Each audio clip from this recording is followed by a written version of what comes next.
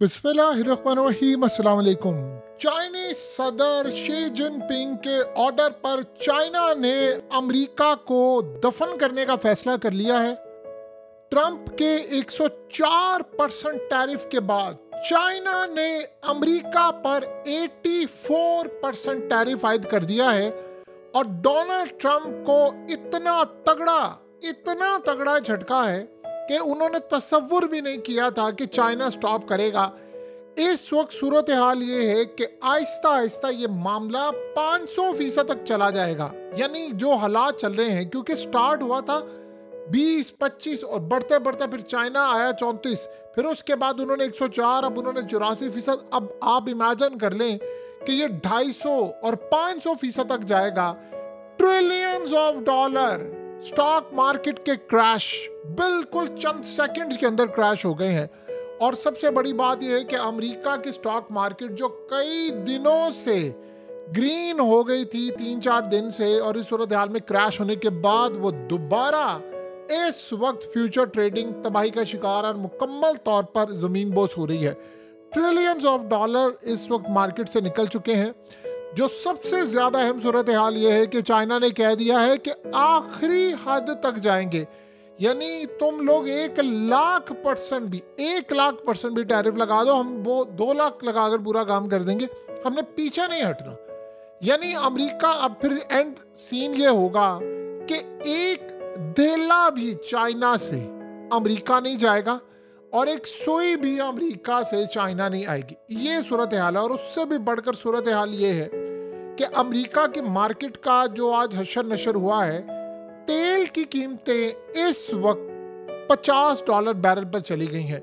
यानी आप अंदाजा कर लें कि इतनी तबाही हो गई है कि जो तेल हमें, यानी ऐसा लग रहा है कि हम 2020 वाले टाइम पर आ गए हैं जहां तेल की कीमतें इतनी बुरी तरह जमीन बोस हो गई थी, आपको याद होगा माइनस में चली गई थी।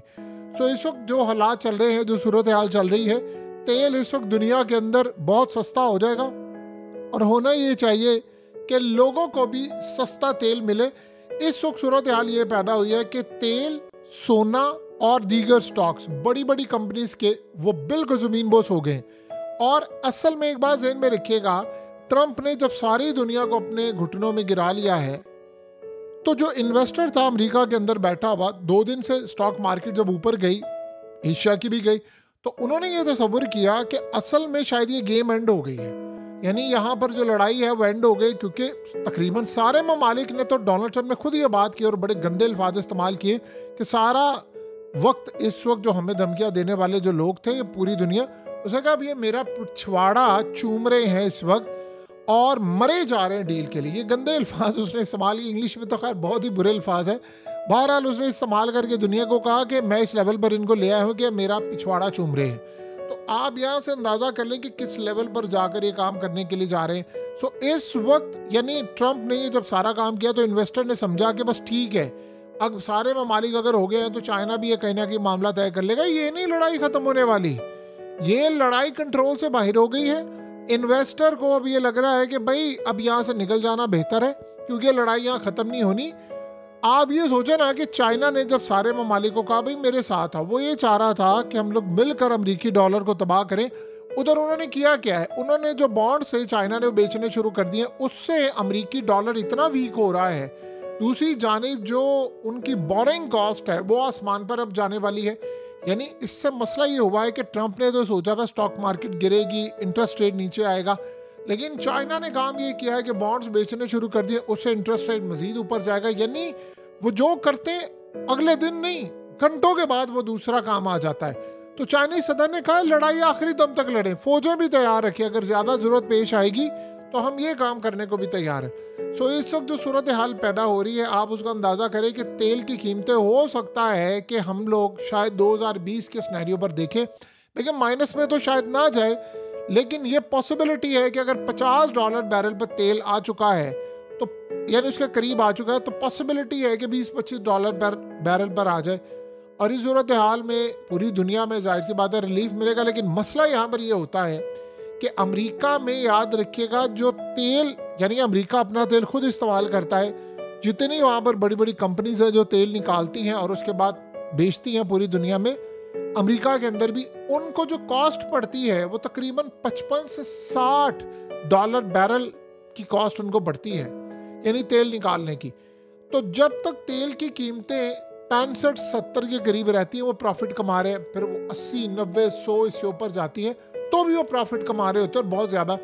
लेकिन जब वो 50 और इसके करीब आना शुरू हो जाते हैं तो ब्रेक इवन या फिर लॉस में जाना शुरू हो जाते हैं। तो उनके लिए सूरत हाल बड़ी ख़तरनाक है, क्योंकि देखिए दूसरे जो ममालिक हैं वहाँ स्नैरियो डिफरेंट होता है, वहाँ कंपनी के मामला डिफरेंट होते हैं। वहाँ पर जैसे अरब ममालिक से तेल आ गया या दीगर जगहों से आ गया, वहाँ पर वो सरवाइव कर सकते हैं। आपको याद नहीं है कि प्यूटन ने 2020 में जब तेल की लड़ाई हो गई थी तो उसने कहा था $10 बैरल पर भी हो जाए तो मैं अगले 10 साल सरवाइव कर लूँगा, क्योंकि मैं खाली तेल के ऊपर कमाई नहीं करता।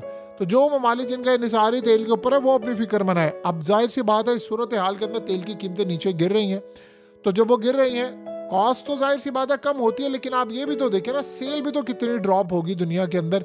महंगाई है अमेरिका के अंदर। अब सोचें कि जब इतना टैरिफ उन्होंने 102%, 104%, 110% या 150% ये बढ़ता बढ़ता इतना टैरिफ आ जाएगा, तो आप बताइए कि फिर चाइना की प्रोडक्ट्स अमेरिका में नहीं आ पाएंगी।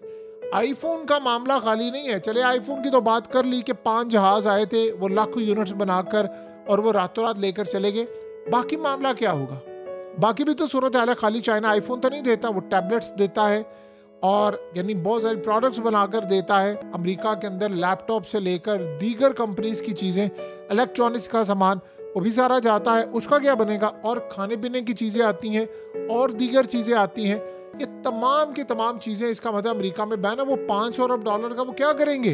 यानी वो माल कहाँ से आएगा? इतना सस्ता कोई माल दे नहीं रहा, इतना एक्सपीरियंस किसी के पास नहीं, इतनी स्किल लेबर किसी के पास नहीं है। तो चाइना ने अब जो ऐलान किया है उसके बाद तेल की कीमतें आप ये समझ लें 5 साल के बाद इस लेवल पर आई हैं।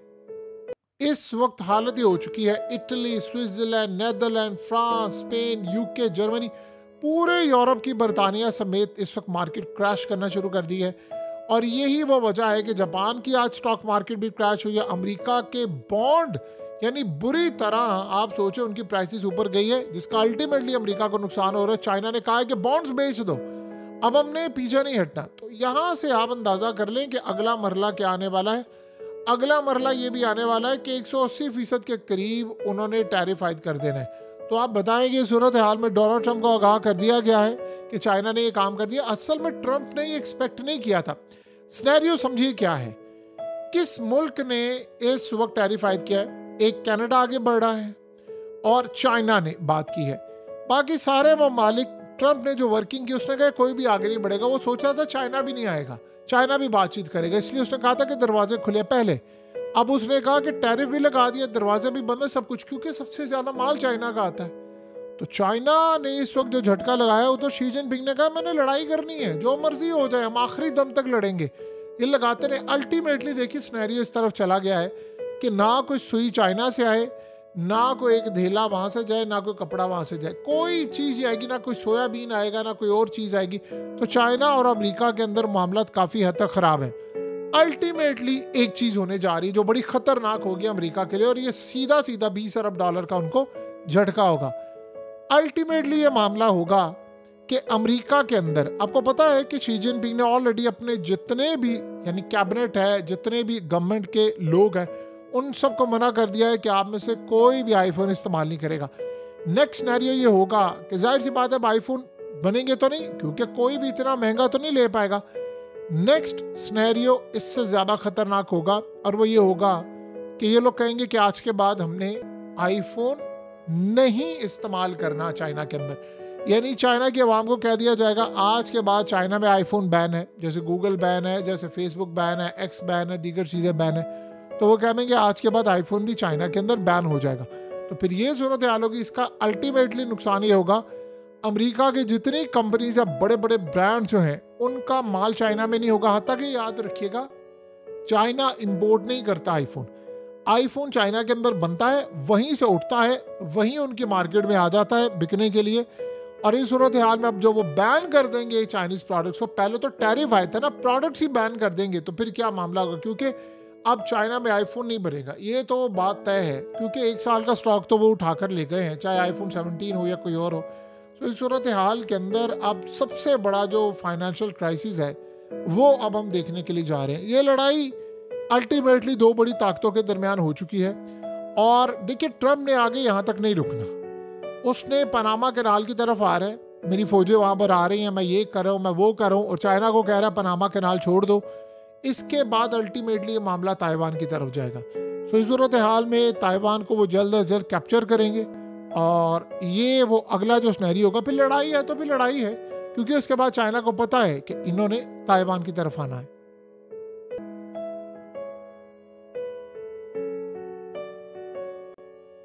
हकीकत टीवी को सब्सक्राइब करना मत भूलें, वीडियो को लाइक करें, शेयर करें और कमेंट सेक्शन में अपनी राय का इजहार ज़रूर करें।